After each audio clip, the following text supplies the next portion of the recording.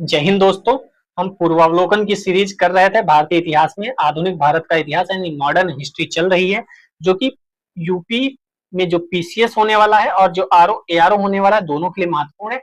और महत्वपूर्ण तो सभी स्टेट के पीसीएस के लिए भी है। आप यूपीएससी वाले हैं तब भी आप देख सकते हैं, अगर आपको 2 साल बाद 3 साल बाद एग्जाम देना है तो, क्योंकि यहाँ से भी क्वेश्चन के फैक्ट और क्वेश्चन आईएएस वाले भी इसमें पड़े हुए होते हैं, तो वहां आपको कहीं ना कहीं फायदा देगा। ठीक है, जिसमें आधुनिक इतिहास के विविध वाले पोर्शन को कंप्लीट कर रहे थे। इसमें हमने 180 क्वेश्चन जो विविध वाले थे वह कर लिए थे। 30 से ज्यादा क्लासेस हो चुकी हैं। अगर आप नए हैं तो थोड़ा सा विजिट करिए। और हमने 2500 क्वेश्चंस की जो टेस्ट सीरीज की बात की थी वह कल से शुरू हो गई है। आप जाकर प्लेलिस्ट सेव कर लीजिए और उसका जो free of cost 2500 questions most important हैं वह कराए जा रहे हैं। आप अपनी तैयारी का मूल्यांकन कर सकते हैं कि आप अभी कहाँ पर हैं। ठीक है, तो आज 182 से शुरू करना है। आंसर आप देते रहेंगे, शेयर भी कर दिया करिए अच्छा लगे तो। निम्नलिखित घटनाओं को कालक्रमानुसार व्यवस्थित कीजिए। वर्नाकुलर प्रेस एक्ट लिटन के समय में आया था। रॉलेट अधिनियम, वुड्स डिस्पैच, सती प्रथा पर प्रतिबंध। सबसे पहले सती प्रथा पर प्रतिबंध हुआ था, कब हुआ था? 1729, 1829, 1829 यानी 3 सबसे पहले होगा। फिर वर्नाकुलर प्रेस एक्ट आता है, 3 के बाद 1 होगा। ये दोनों तो गए, ठीक है। और उसके बाद रॉलेट अधिनियम आया कि वुड्स डिस्पैच आया। तो वुड्स डिस्पैच 1854 में आया था, वर्नाकुलर 1878 में आया, और रॉलेट एक्ट 1919 में आया। यानी 3-4 पहले वुड्स डिस्पैच आया था। अच्छा, डलहौजी के काल में। सी वाला इसका आंसर सही हो जाना चाहिए। ठीक है, क्योंकि वुड्स डिस्पैच आया था 1854 में। डलहौजी उस समय हुआ करता था, उसी समय ट्रेन पहली बार शुरू हुई थी मुंबई में। ठीक है, वर्नाकुलर प्रेस एक्ट 1878 में, लिप्टन उसमें हुआ करता था, उसमें आर्म एक्ट भी आया था। और रॉलेट एक्ट तो आप जानते हैं 1919 में आया था।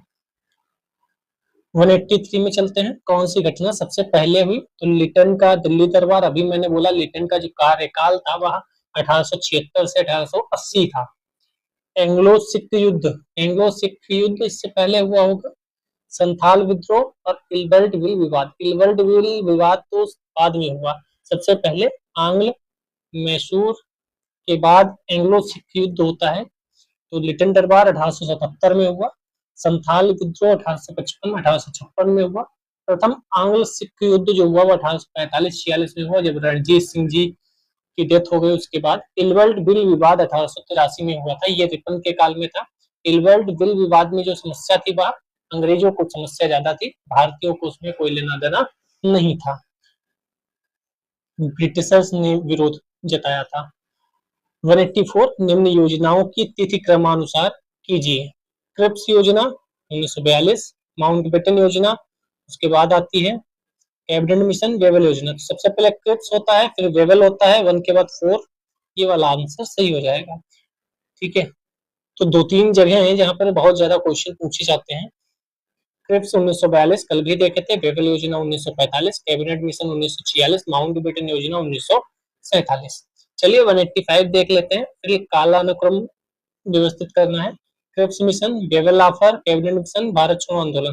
तो इसमें भारत छोड़ो आंदोलन को देकर इन्होंने दे दिया। कैबिनेट मिशन प्लान बाद को आएगा, तो 2 सबसे बाद में कहाँ है? यहाँ पर, यानी 1342। ठीक है, 1342।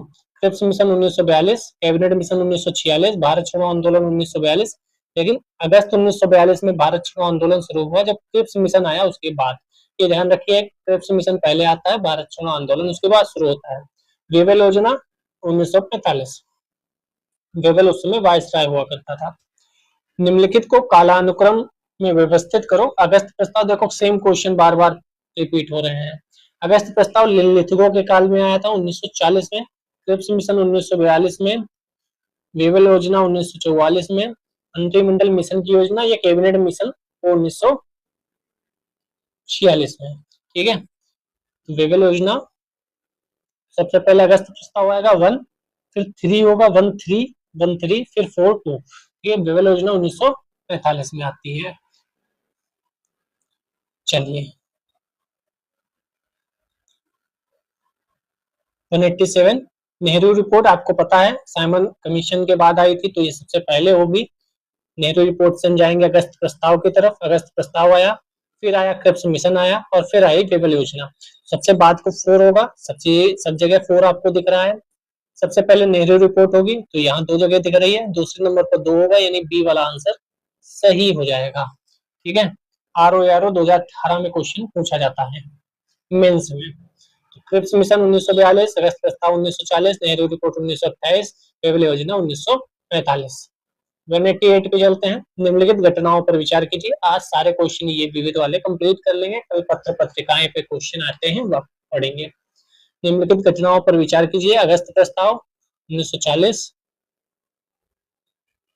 कल वाले वीडियो में हम लोगों ने अगस्त प्रस्ताव, अगस्त घोषणा और अगस्त और भी कुछ था, अगस्त क्रांति का शायद, वह तीनों पढ़े थे। उसके क्वेश्चन में आपको कंफ्यूजन हो सकती है, तो वो पढ़ के आइएगा। पूना समझौता होता है 1934, 33-34 के आसपास होता है, कल हमने देखा था। सांप्रदायिक निर्णय के बाद पूना समझौता होता है, तो 2 के बाद 4 आएगा। ये नहीं होगा, ये नहीं होगा, 2 के बाद 4 आएगा। अगस्त प्रस्ताव सबसे बाद में आना चाहिए, अगस्त प्रस्ताव सबसे बाद में आना चाहिए। अगस्त प्रस्ताव कौन सा सही होगा? बी सही होगा। हाँ, यहाँ भी तो 4 के बाद 2 है। साप्ताहिक निर्णय पहले होता है, मैकडोनाल्ड, फिर उसके बाद पूना समझौता होता है। हाँ, 1932 16 अगस्त को, और फिर 1932 24 सितंबर को पूना समझौता होता है। ठीक है, हमने 1934 लिख दिया था, सॉरी 1932 है वो। कल हम लोगों ने बहुत ज्यादा क्वेश्चन इस पे देखे थे, सांप्रदायिक निर्णय, पूना समझौता। ठीक है, और वो एक अमृतसर वाला था 1919। 1919 पर भी बहुत क्वेश्चन पूछे गए। 1919 के चारों ऑप्शन दे देता है, और उसमें फिर आपको लगाना पड़ता है। अमृतसर जो अधिवेशन हुआ कांग्रेस का, वो दिसंबर 1919 में हुआ था। ठीक है, अगस्त प्रस्ताव तो द्वितीय गोलमेज सम्मेलन देखो 1932 17 नवंबर से 24 दिसंबर हुआ, तो 1932 की 3 घटनाएं यहाँ पर दे दी। तो एक ही वर्ष की घटनाएं दे देता है, इसलिए आपको डेट के साथ याद रखनी आवश्यक है। सविनय अवज्ञा, असहयोग, खिलाफत, भारत छोड़ो। तो भारत छोड़ो सबसे बाद में होगा, ये दोनों नहीं होंगे। सविनय अवज्ञा, असहयोग, खिलाफत। खिलाफत सबसे पहले होगा, फिर असहयोग होगा, और फिर सविनय अवज्ञा, भारत छोड़ो। आसान क्वेश्चन था। अक्टूबर 1919 खिलाफत, 1920-22 असहयोग, 1930 सविनय अवज्ञा, 1942 भारत छोड़ो। 190 नंबर क्वेश्चन, निम्नलिखित घटनाओं को कालक्रमानुसार व्यवस्थित कीजिए और नीचे दिए गए कूट का प्रयोग करते हुए सही उत्तर का चयन कीजिए। सबसे पहले चंपारण होगा क्या? यहाँ चंपारण सबसे पहले होगा। जलियांवाला बाग, चौरी चौरा, फिर जलियांवाला बाग होना चाहिए। तो 3 के बाद एक ही जगह है, हमारे हिसाब से तो आंसर सी सही होना चाहिए। ईयर देख लो, जलियांवाला बाग 13 अप्रैल 1919। 6 अप्रैल को क्या हुआ था, ये भी कमेंट सेक्शन में बताइएगा। चौरी चौरा की घटना 4 फरवरी 1922। चंपारण हुआ था 1917 में। मोपला विद्रोह 1920 नहीं 21 में केरला में हुआ था, जमींदारों के खिलाफ मोपला विद्रोह। कई बार क्वेश्चन आ चुका है। 191 कालक्रमानुसार नेहरू रिपोर्ट, पूना पैक्ट, गांधी रिबन, सविनय अवज्ञा।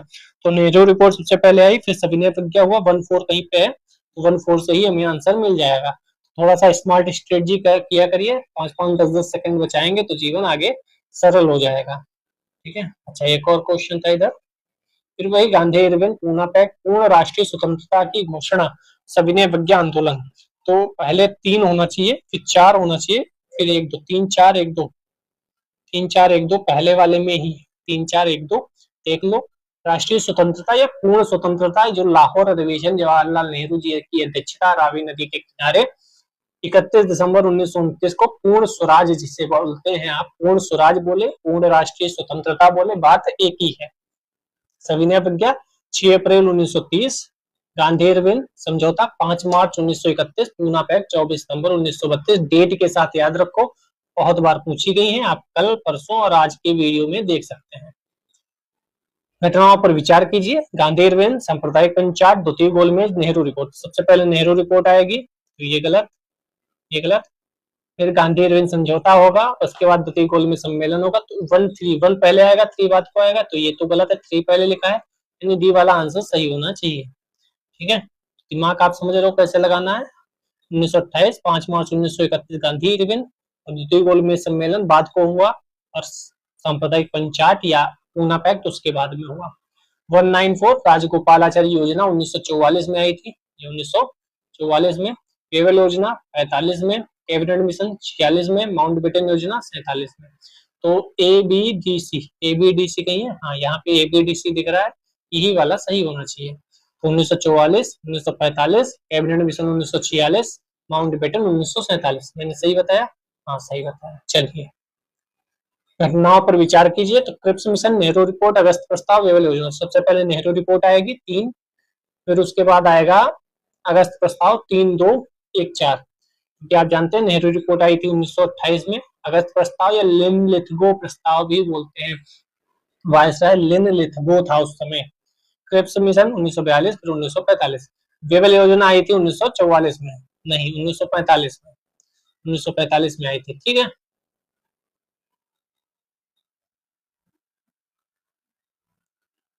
शिमला में सर्वदलीय सम्मेलन भी बुलाया गया था।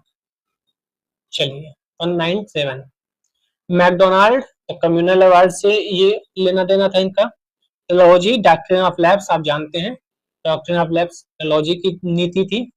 लिन-लिथगो ऑफर या अगस्त प्रस्ताव, अभी मैंने बोला था बात एक ही 1940 में चेम्सफोर्ड डायरकी सिस्टम लाए थे ये। तो A2B3 A2B3 C1 A2B3 C1 A2B3 C1 A2B3 C1, तो ये वाला आंसर हमें लगता है सही होगा। जी हाँ, यही वाला सही है। कम्युनल अवार्ड, मैकडोनाल्ड, फिर ये सब हम देख ही चुके हैं कई बार। आगे चलते 198 कालक्रमानुसार हंटर आयोग, कल भी आपको बोला था आयोग जितने बने हैं बहुत इंपॉर्टेंट है। हंटर आयोग, सैटलर, वुड्स डिस्पैच भी आ चुका है, हंटर भी आ चुका है। ठीक है, कई बार ये दो मैंने बोले वो कई बार आ चुके हैं।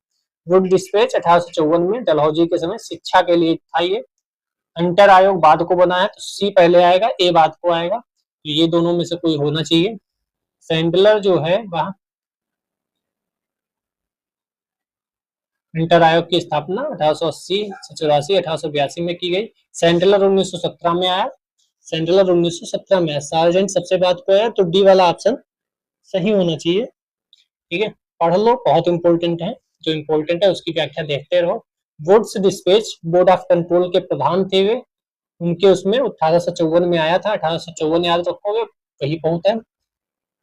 हंटर आयोग आया था 1882 में। ठीक है, रिपन उस समय था, रिपन ठीक आदमी कहा जाता है अन्य वायसराय की तुलना में। सैडलर आयोग कलकत्ता विश्वविद्यालय की समस्याओं का अध्ययन करने के लिए आया था। सार्जेंट आयोग केंद्रीय शिक्षा सलाहकार मंडल ने प्रस्तुत की थी। ठीक है, राष्ट्रीय शिक्षा योजना प्रस्तुत की गई थी। ये सब आपने पढ़ा ही होगा, यहाँ तो रिवीजन मात्र चल रहा है। कौन सा सही सुमेलित नहीं है? Indu Prakash, M G. Ranade, Native Opinion, B N. Mandlik, Bombay Chronicle, Gopal Krishna Gokhale, Indian Mirror, Devendranath Tagore. तो बॉम्बे क्रॉनिकल यहाँ पे गलत होना चाहिए, बाकी तो सब सही है। हाँ, इसको कौन निकालता था? तो इसको फिरोज शाह मेहता साहब निकालते थे बॉम्बे से। अंग्रेजी भाषा का समाचार पत्र है, फिरोज शाह मेहता ने प्रारंभ किया था, बम्बई से प्रकाशित होता था। बाकी याद कर लो, Indu Prakash, M G. Ranade, Native Opinion, B N. Mandlik, Indian Mirror, Devendranath Tagore. ठीक है, रट लो। कल हम बहुत ज्यादा मात्रा में पत्र पत्रिकाएं और समाचार पत्र वही पढ़ेंगे जहां से ये क्वेश्चन आता ही आता है। कौन सा सही सुमेलित नहीं है? विद्रोह हुए हैं, चाहे वह नागरिक विद्रोह हो, आदिवासी विद्रोह हो, सारे क्वेश्चन आपके लिए इंपॉर्टेंट है। संथाल 1855 में होता है क्या? कोल 1831 में, खासी 1829 में और अहोम 1815 में। तो अहोम ही गलत है, अहोम 1815 में नहीं होता है, बल्कि अहोम कब होता है? 1828 में। अहोम असम में, जहां तक मैं याद कर पा रहा हूँ ये असम में था। खासी विद्रोह 1829 से 1833 में होता है, तो वहां जो ईयर लिखा है वह इनके बीच में ही आता है। कोल विद्रोह छोटा नागपुर पठार के पास बुद्धू, और इनका नाम बुद्धो भगत के नाम से भी कहते हैं लोग, तो दोनों में से कोई भी याद रखो। संथाल विद्रोह तो सिद्धू कान्हू, इनका नाम सबसे ज्यादा फेमस है, हालांकि 4 भाई थे, चांद भैरव। यह भी कहा जा सकता है 1855 के आसपास कौन सी ऐसी विद्रोह की घटना दिखती है जो 4 भाइयों ने मिलकर की थी, तो संथाल विद्रोह आपको पता होना चाहिए। 201 पे चलते हैं, घटना और अवसर। सबसे पहले आप उठाओगे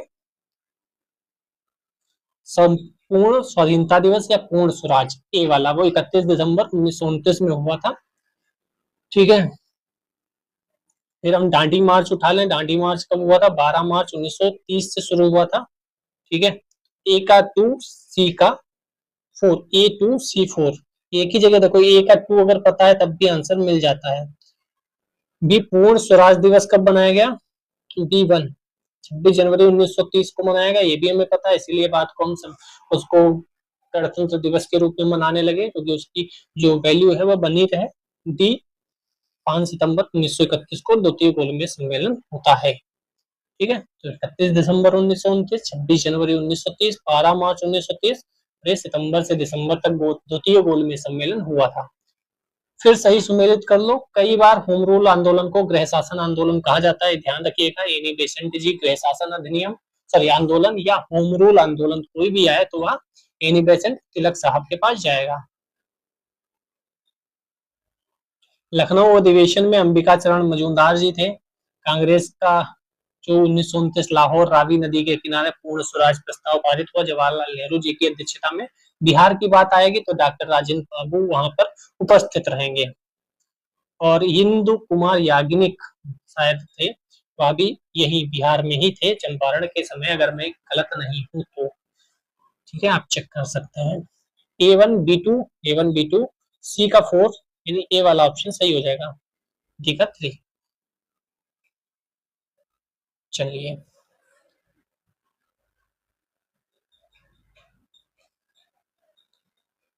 203 घटनाक्रम के अनुसार सजाइए। CR फार्मूला या राजगोपालाचारी फार्मूला 1944 में आता है। कैबिनेट मिशन 1946 में आता है। बेबल प्लान 1945 में आता है। गांधी जिन्ना बातचीत छोड़ो, 1 2 4 जहां हो वहां लगा दो। 1 2 4 यहाँ पे दिख रहा है, 1 2 4 यहाँ भी दिख रहा है, दो जगह है। गांधी जिन्ना वार्ता भी 1944 में ही हुई थी, लेकिन गांधी जिन्ना वार्ता जो हुई थी वो सितंबर में हुई थी और CR फार्मूला जुलाई, क्योंकि CR फार्मूला के बाद ही ये कहानी शायद घटित हुई थी। तो 1-3 जहां होगा वहां पे सही हो जाएगा, यानी 1-3 यहाँ पर है। ठीक है, क्योंकि CR राजगोपालाचारी ही थे जो चाह रहे थे कि ये दोनों बैठे और वार्तालाप करें। 204, तो ये आसान क्वेश्चन है। असहयोग आंदोलन सविनय अवज्ञा, ठीक है इसको छोड़ो भाई। असहयोग आंदोलन 1920-21, सविनय अवज्ञा 1930, कांग्रेस मंत्रिमंडल गठन 1937, भारत छोड़ो आंदोलन 1942। 205 पे चलते हैं। फिर देखो, होम रूल लीग के संस्थापक एनी बेसेंट है, तो एनी बेसेंट, वरना तिलक साहब होते तो तिलक साहब को लगा देते। स्वराज पार्टी का गठन कल भी हमने देखा था, मोतीलाल नेहरू और CR दास जी दोनों ने मिलकर स्वराज पार्टी का गठन 1923-24 के आसपास, 23 था शायद। गोपाल कृष्ण गोखले 1905 कांग्रेस के अधिवेशन की अध्यक्षता करते हैं। सर्वेंट्स ऑफ इंडिया सोसाइटी इनकी है। मदन मोहन मालवीय आप जानते हैं विश्व हिंदू सॉरी जो बनारस BHU है वहां हिंदू विश्वविद्यालय के संस्थापक थे। तो ए का 3 कहां पर है? एक ही जगह है, ये ऑप्शन ए वाला सही हो जाएगा। ठीक है, स्वराज पार्टी 1923 में सही था। चलिए 206 पे चलते हैं। कौन सा सही नहीं है? इतने क्वेश्चन आप कर लोगे ना जितने मैंने करा दिए, तो शायद ही क्वेश्चन गलत हो आपका आधुनिक भारत के इतिहास से। कहीं भी कोई भी तैयारी कर रहे हो शेयर कर सकते हो किसी भी के साथ। फ्रंटियर गांधी खान अब्दुल गफ्फार खां को कहा जाता था। Indian national army Subhash Chandra Bose related थे। प्रथम राष्ट्रपति डॉक्टर राजेंद्र प्रसाद जी थे। गदर पार्टी जो है वह लाला लाजपत राय संबंधित नहीं थे, वह लाला अरदयाल, सोहन सिंह भाकना, ये सब लोग। सैन फ्रांसिस्को अमेरिका में है। 1913 में गदर पार्टी की स्थापना होती है। गदर नाम एक न्यूज़पेपर था, उसके हिसाब से चला। ठीक है, कई बार क्वेश्चन आ सकता है कि गदर पार्टी का नाम इसलिए रखा गया क्योंकि गदर अखबार था, या दूसरी मेल से भेजे लिखेंगे तो क्या लिखेंगे? गदर पार्टी ने गदर नामक अखबार निकाला था। गदर अखबार न्यूज़पेपर का नाम इसलिए रखा या गदर पत्रिका का नाम इसलिए रखा क्योंकि गदर पार्टी थी। तो ये ध्यान रखिएगा, पहले पत्रिका थी, बाद वो पार्टी बनी। पार्टी बनी इसलिए पत्रिका नहीं आई। ठीक है, कन्फ्यूज करके क्वेश्चन पूछा जा सकता है। फिर कौन घटती हुई घटनाक्रम बताओ? डांडी यात्रा, मार्ले मिंटो सुधार, मॉन्टेग्यू चेम्सफोर्ड, चौरी चौरा। सबसे पहले 2 आएगा। डांडी यात्रा बाद को आएगी तो 2 सबसे पहले, डांडी यात्रा सबसे बाद को, तो पी वाला आंसर सही हो जाएगा। 1909 Morley Minto, 1919 Montagu, Chauri Chaura 1922, Dandi march 1930। बहुत आसान था ये क्वेश्चन, थोड़ा सा है पढ़िए। 1929 का जो ट्रेड डिस्प्यूट एक्ट था, निम्नलिखित में से किसका उपबंध था? उद्योगों के प्रबंधन में कामगारों की भागीदारी, या औद्योगिक झगड़ों के दमन के लिए प्रबंधन के पास मनमानी, व्यापार विवाद, या ट्रिब्यूनल की प्रणाली से तो वहां भी लिखा हुआ है ट्रेड डिस्प्यूट, यहाँ बात हो रही है ट्रिब्यूनल की प्रणाली तथा हड़ताल पर रोक, इसलिए ये आया था। ठीक है, ट्रेड डिस्प्यूट बिल अधिनियम द्वारा रेलवे, डाक, टेलीग्राफ, टेलीफोन जैसे सार्वजनिक रूप से उपयोगी सेवाओं में बिना पूर्व सूचना के हड़ताल और तालाबंदी का निषेध कर दिया गया था, इसलिए इम्पोर्टेंट था। चलिए 210 पे चलते हैं। वही कालक्रम में व्यवस्थित करना है आपको। सविनय प्रज्ञा आंदोलन सबसे पहले होगा, उसके बाद आएगा व्यक्तिक सत्याग्रह 1243 कहीं है, हाँ ए पे है 1243, आप भी जानते हैं 1243। 1930 वैयक्तिक सत्याग्रह, 1940 क्रिप्स मिशन, 1942 और क्रिप्स मिशन आया उसके बाद भारत छोड़ो आंदोलन शुरू हुआ, क्योंकि उससे हम असंतुष्ट थे। कालक्रमानुसार मैं ऐसे ही बता देता हूँ। सबसे पहले साइमन कमीशन आएगा 2, फिर पूना पैक्ट होगा 4, फिर क्रिप्स मिशन आएगा 24-31 याद रखो, 24-31 कहीं है 24-31, वहां नहीं है, यहाँ है 24-31, ये है 2-4-3-1, यानी बी वाला आंसर सही हो जाएगा, 24-31 बी आंसर सही हो जाएगा। ठीक है, चलिए आगे बढ़ते हैं। चंपारण राजेंद्र प्रसाद जी, अहमदाबाद में मोरारजी देसाई जी और खेड़ा वल्लभ भाई पटेल जी, तो केवल क्या सही है, 1 और 3 सही है, क्योंकि अहमदाबाद में मोरारजी देसाई नहीं थे, मोरारजी देसाई तो बात को आएंगे। गांधी जी के साथ चंपारण में राजेंद्र प्रसाद और जेबी कृपलानी जी थे। अहमदाबाद में अनुसुईया बेन सहयोगी थी, ना कि मोरारजी देसाई। हाँ सॉरी, मैंने उस समय बिहार में जो था चंपारण, वहां इंदुलाल याग्निक का नाम ले लिया था, वहां नहीं थे, ये ध्यान रखिएगा। खेड़ा सत्याग्रह में ये दोनों लोग थे, इंदुलाल याग्निक और वल्लभ भाई पटेल। मैंने शायद वहां चंपारण कह दिया था, मेरी मिस्टेक थी। खेड़ा सत्याग्रह में गांधी जी के साथ इंदुलाल याग्निक और वल्लभ भाई पटेल जी शामिल थे। सब याद रख लो, क्वेश्चन पूछे जाते हैं। चंपारण में जेबी कृपलानी जी, राजेंद्र प्रसाद जी थे, अहमदाबाद मिल में अनुसुईया बेन जी थी। ठीक है, आगे बढ़ते हैं। 213 कालक्रमानुसार व्यवस्थित करो, तो तिलक की मृत्यु यानी 1920 की बात कर रहा है, 1 अगस्त 1920। दांडी यात्रा यानी 1930 की बात हो रही होगी। चंपारण 1917 की बात हो रही होगी। सबसे पहले आएगा 4, 4 के बाद आएगा 3, तो यहीं पे है 4, 3, 1, 2 सही है। 1930 दांडी यात्रा, मैंने 1930 लिखा, यस। शिमला समझौता 1945, देवल प्रस्ताव पर विचार विमर्श हेतु शिमला में 25 जून 1945 को शिमला सम्मेलन हुआ। शिमला सम्मेलन पेट यूपी ट्रिपल एससी का 7 सितंबर फर्स्ट शिफ्ट में आया था क्वेश्चन 2014। निम्न को कालक्रम अनुसार व्यवस्थित करो। स्वदेशी आंदोलन सबसे पहले होगा, फिर जलियांवाला बाग, 4, 2, 1, 3 कहीं है, 4, 2, 1, 3 मैंने गलत लगा दिया, 4, 2, 1, 3 यहाँ पे दिख रहा है। ठीक है, स्पीड में बढ़ते हैं, अब तो इतनी बार देख चुके हैं हम लोग।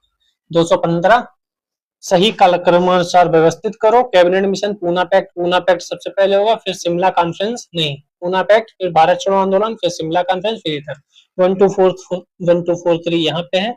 आंसर देखते रहो, आगे बढ़ते रहो। ठीक है, ये सब हम लोग पढ़ के आए हैं, अगर आप नए हैं तो थोड़ा स्टार्टिंग से देखिए, मजा आएगा। भारतीय स्वतंत्रता संघर्ष के संबंध में निम्नलिखित घटनाओं पर विचार विमर्श करो। तो पहले द्वितीय गोलमेज सम्मेलन होगा, फिर भारत छोड़ो आंदोलन, फिर रॉयल नेवी। 321 कहीं है, 321 सी वाले आंसर में दिख रहा है और आंसर सही हो जाएगा। 1931 द्वितीय गोलमेज, 1942 भारत छोड़ो आंदोलन, 1946 रॉयल इंडियन नेवी में गदर मचा था। बंग भंग का निर्णय, कांग्रेस के उद्देश्य के रूप में स्वराज को स्वीकार करना, स्वदेशी आंदोलन की औपचारिक घोषणा, सूरत फाड़, समझ रहे हो, सूरत फाड़, इसका बी आंसर सही होगा। 1 पहले बंग भंग का निर्णय होगा, फिर स्वदेशी आंदोलन की घोषणा होगी, फिर कांग्रेस के उद्देश्य के रूप में स्वराज को स्वीकार किया जाएगा, फिर जाके सूरत विभाजन 1907 में होगा। हम कई बार देख चुके हैं। चलिए 219 किसने कहा था कि डोडो की भांति साम्राज्यवाद दिवंगत हो चुका है? डोडो की भांति, डोडो एक विलुप्त पक्षी है, इन्वायरमेंट में आप पढ़ते होंगे। इसी की वहां साम्राज्यवाद दिवंगत हो गया है, ये बात कही थी एटली ने। द्वितीय विश्व युद्ध के पश्चात प्रधानमंत्री थे ब्रिटिश के, उन्होंने कहा था अब साम्राज्यवाद नहीं हो सकता, क्योंकि अमेरिका और रूस तो बड़ी शक्तियां आ गई थी। यहाँ भारत में एक क्रांति होने जा रही है और हमें जल्दी से चले जाना चाहिए, ये किसने कहा था? ये स्टेटमेंट बढ़िया है, ये स्टेटमेंट पूछे जा सकते हैं। तो क्रिप्स ने कहा था कि अब भारत में एक क्रांति होने जा रही है, क्योंकि भारत छोड़ो आंदोलन होने जा रहा था क्रिप्स के प्रस्ताव के बाद ही, तो हमें यहाँ से चले जाना चाहिए। 1942 में बात कही गई थी। 1946 में कैबिनेट मिशन के सदस्य भी थे क्रिप्स मिशन में, जो क्रिप्स थे वही। 221 अतः सदैव सहमति के साथ और अक्सर वाणिज्य मंडल के निर्देशों पर भारत सरकार चलती है और इसे व्हाइट मैंस बर्डन कहा जाता है। ये किसने कहा था? तो ये कहा था सच्चिदानंद सिन्हा जी, सच्चिदानंद सिन्हा। सदैव सहमति के साथ और अक्सर वाणिज्य मंडल के निर्देशों पर भारत सरकार चलती है, इसे व्हाइट मैंस बर्डन कहा जाता है। ठीक है, ऐसे स्टेटमेंट पूछे जा सकते हैं, ये तो बहुत इंपॉर्टेंट होना चाहिए। प्रथम अणुबम विस्फोट किस नगर में किया गया था? ये थोड़ा अलग क्वेश्चन है, वो पूछा गया है। हिरोशिमा और फिर नागासाकी, आप जानते हैं 6 अगस्त 1945, 9 अगस्त 1945।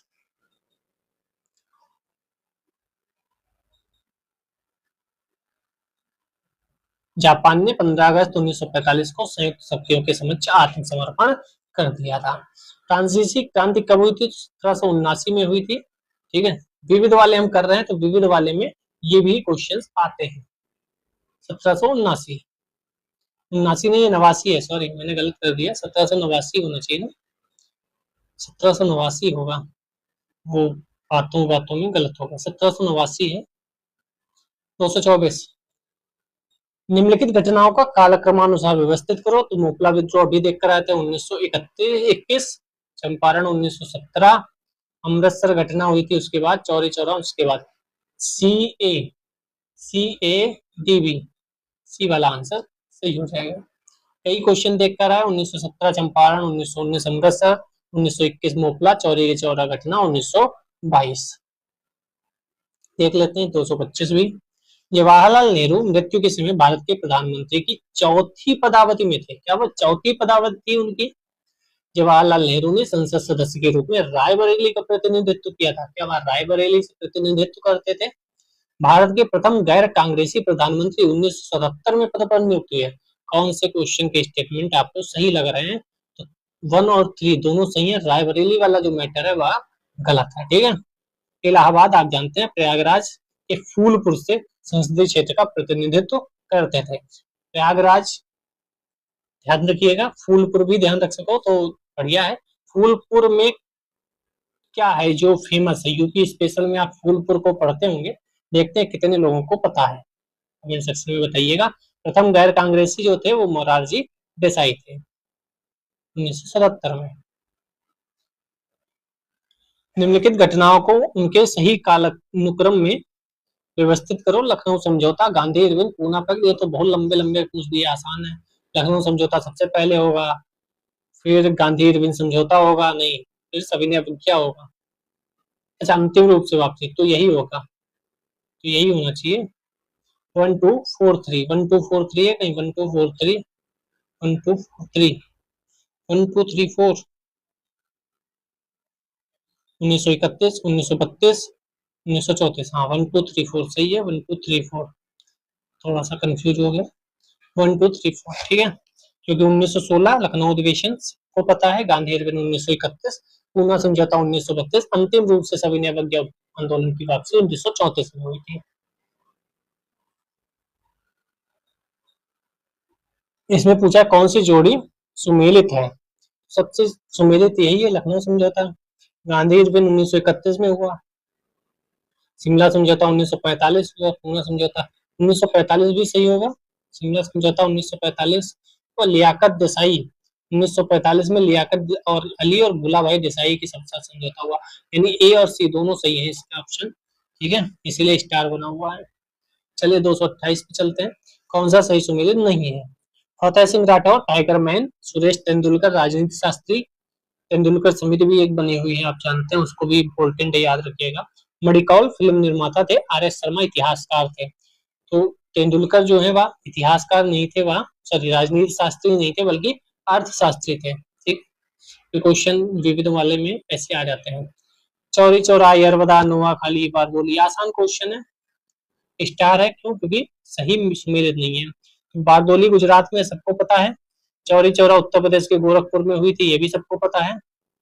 नोआखाली बांग्लादेश में इस समय है, यहाँ पश्चिम बंगाल लिखा है, ठीक है। और यरवदा जेल महाराष्ट्र में थी। तो अगर इसके हिसाब से देखें तो बारदोली गुजरात में है, चौरी चौरा उत्तर प्रदेश में हुई, यरवदा महाराष्ट्र में है, नोआखाली को पश्चिम बंगाल।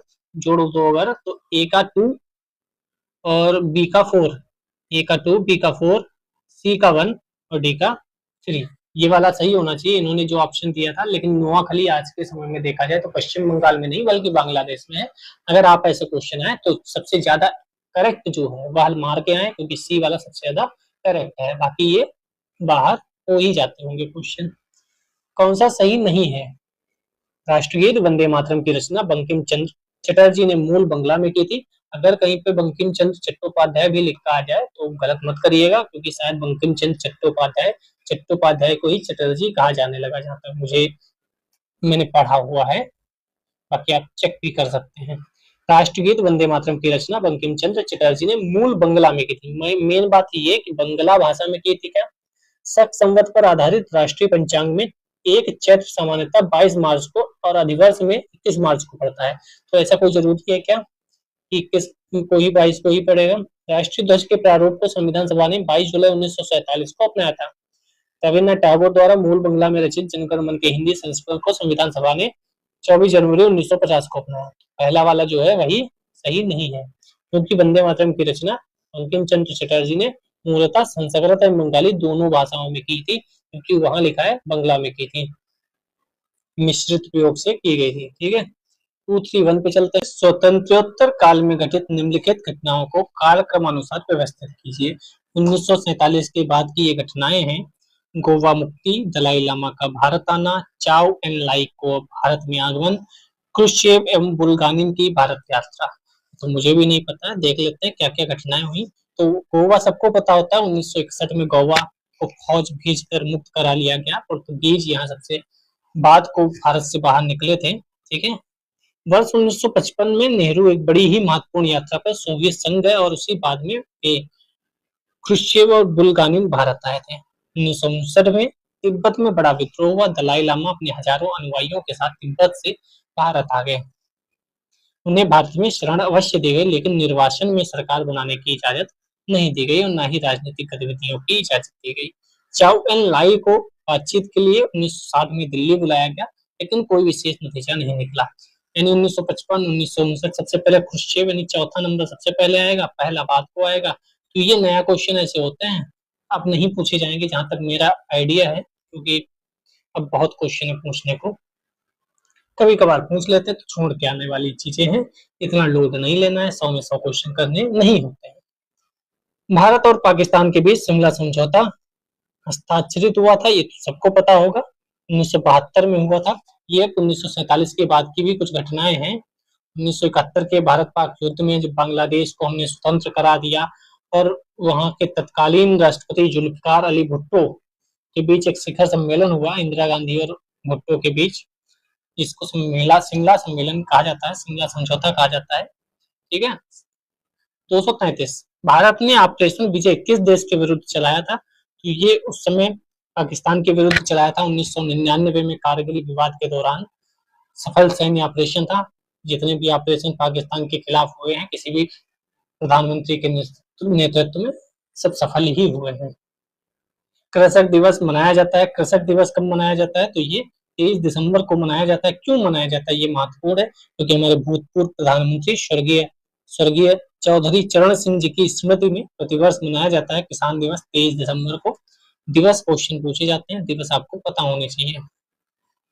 सुमेलित कीजिए रविन्द्रनाथ टैगोर, अमृत सेन, चंद्रशेखर, वीनू माकड़। तो अमृत सेन सबको पता है, अर्थशास्त्री हैं, साहित्य से भी उनका रिलेशन है। हालांकि चंद्रशेखर हम खगोल भौतिकी में लगा सकते हैं। रविन्द्रनाथ टैगोर को हमें साहित्य में रखना चाहिए, और बचे मीनू माकड़ उन्हें क्रिकेट में ले जाएं तो बेहतर रहेगा।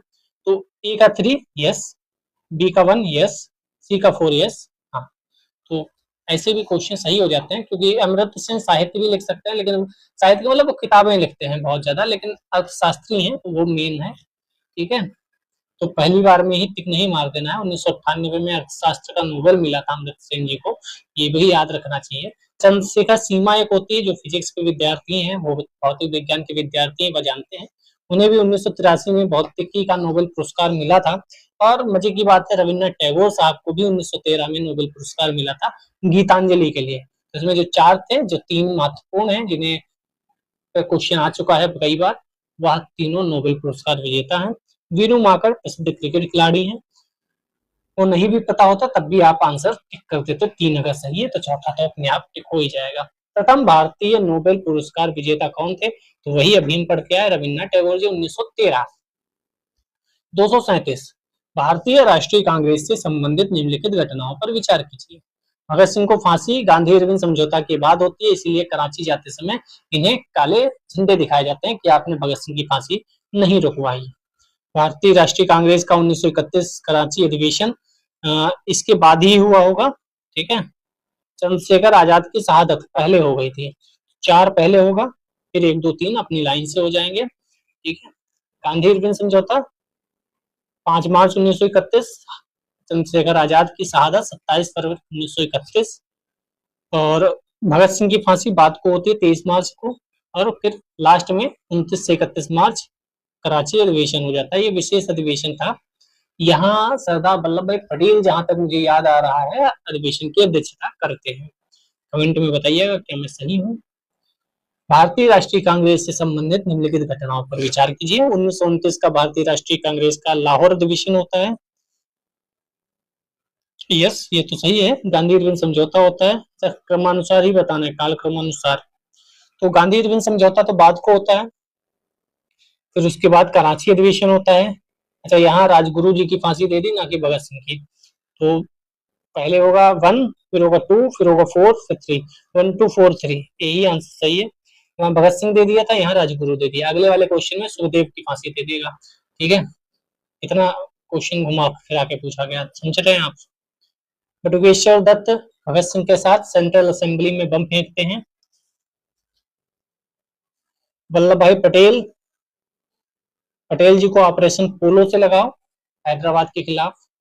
सुभाष चंद्र बोस हरिपुरा अधिवेशन कर सकते हैं। इकबाल बचे तो 1930 का मुस्लिम लीग का अधिवेशन कह सकते हैं। ए का 2 कहाँ है, बी का 3 है, सी का 4 है, डी का 1 है, तो यही वाला आंसर सही होगा। इकबाल का नाम भी इम्पोर्टेंट है, ठीक है। मुस्लिम लीग का अधिवेशन इलाहाबाद में हुआ था। मुस्लिम लीग के 3-4 अधिवेशन बहुत महत्वपूर्ण है, 1940 वाला भी महत्वपूर्ण है। 1927 की बटलर कमेटी का उद्देश्य क्या था? तो बटलर कमेटी देशी रियासतों से संबंधित थी, भारत सरकार एवं देशी रियासतों के बीच संबंध सुधारना। जितनी भी कमेटी समितियां हैं, अभी हमने वुड्स डिस्पैच वगैरह, क्या था, सैंडलर आयोग, हंटर आयोग, और ये बटलर समिति, ये सब बहुत महत्वपूर्ण है, ठीक है। 241 भारतीय रियासतों के शासकों के विशेष अधिकारों प्रीवी पर्सों की समाप्ति कब की गई थी? तो ये 1971 में खत्म किया गया था। 26वां संविधान संशोधन था, इम्पोर्टेंट है, ठीक है, याद रखिएगा। 242 प्रथम अखिल भारतीय समाजवादी युवा कांग्रेस का सभापति कौन था? अखिल भारतीय समाजवादी युवा कांग्रेस का जो सभापति था जवाहरलाल नेहरू जी थे, 1928 दिसंबर में। 243 पे चलते हैं। हिंद मजदूर सभा के संस्थापक कौन थे? 1948 में बनी है हिंद मजदूर सभा। नहीं पता है, कोई बात नहीं, याद कर लो। Ashok Mehta, G Mehta, T S Ramanujam. IAS pre 2018 में पूछा गया तो कोई भी आयोग उठाकर पूछ लेगा, ठीक है। कलकत्ता में हुई थी हिंदू मजदूर सभा की स्थापना 1948 में ट्रेड यूनियन सम्मेलन के दौरान कलकत्ता में हुई थी, ठीक है। चलिए, ऑपरेशन पोलो किससे जुड़ा हुआ है? तो हैदराबाद को सैनिक कार्रवाई के थ्रू आजाद करा लिया गया था 1948 में, 13 से 18 सितंबर। 246 किस राज्य का सचिवालय भवन राइटर्स बिल्डिंग के नाम से जाना जाता है? तो ये कौन सा है? ये है पश्चिम बंगाल। पश्चिम बंगाल के सचिवालय भवन को राइटर्स बिल्डिंग के नाम से जाना जाता है। कोलकाता स्थित इसी भवन में पश्चिम बंगाल का मुख्यमंत्री कार्यालय स्थित है। वास्तुविद थे Thomas Lyon, junior servant writers के लिए 1777 में इसको किया गया था। ठीक है, इतना इम्पोर्टेंट नहीं है। नई दिल्ली की किस प्रसिद्ध इमारत को प्रधानमंत्री संग्रहालय में परिवर्तित किया गया है? तो ये तीन मूर्ति भवन जो था 2022 में करंट अफेयर्स में था, पूछ लिया गया। तीन मूर्ति भवन जो था उसे प्रधानमंत्री संग्रहालय में बदल दिया गया है। तीन मूर्ति भवन भारत के प्रथम प्रधानमंत्री जवाहरलाल नेहरू का 16 वर्षों तक निवास स्थान रहा है। ठीक है। 248 कार्ल मार्क्स ने वर्ग संघर्ष की प्रक्रिया को निम्नलिखित में से किस सिद्धांत की मदद से समझाया? तो ये जो सिद्धांत था वह था द्वंद्वात्मक भौतिकवाद। ये इंपॉर्टेंट है, कार्ल मार्क्स के बारे में जो भी चीजें हैं वह इंपॉर्टेंट होती हैं, तो याद रखिएगा। द्वंद्वात्मक भौतिकवाद किससे संबंधित है? कार्ल मार्क्स से। 249 मदर टेरेसा के संबंध में कौन सा कथन सही नहीं है? अल्बानिया में हुआ था, 18 वर्ष की उम्र में ही नन बन गई थी, मृत्यु के समय वे भारत की नागरिक नहीं थी। तो यही वाला गलत होना चाहिए, बाकी से क्या ही लेना देना। एक समय में वे कलकत्ता में शिक्षक थी, भारतीय नागरिक नहीं थी ऐसा नहीं है, भारत की नागरिक थी, उन्हें भारत की नागरिकता प्राप्त थी। ठीक है। 250 चलते हैं। मदर टेरेसा के द्वारा स्थापित धर्म संघ कहलाता है?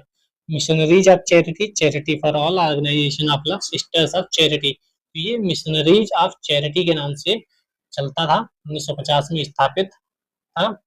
कई लोग क्वेश्चन मार्क उठाते हैं मदर टेरेसा पर भी,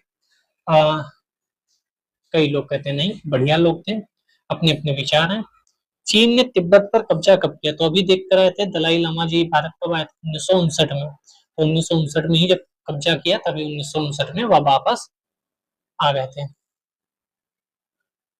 किस वर्ष में सोवियत संघ रूस बना? तो ये सबको पता है, 1991 में सोवियत संघ रूस बन रहा था, टूट रहा था, और हमारे यहाँ एलपीजी रिफॉर्म्स हो रहे थे।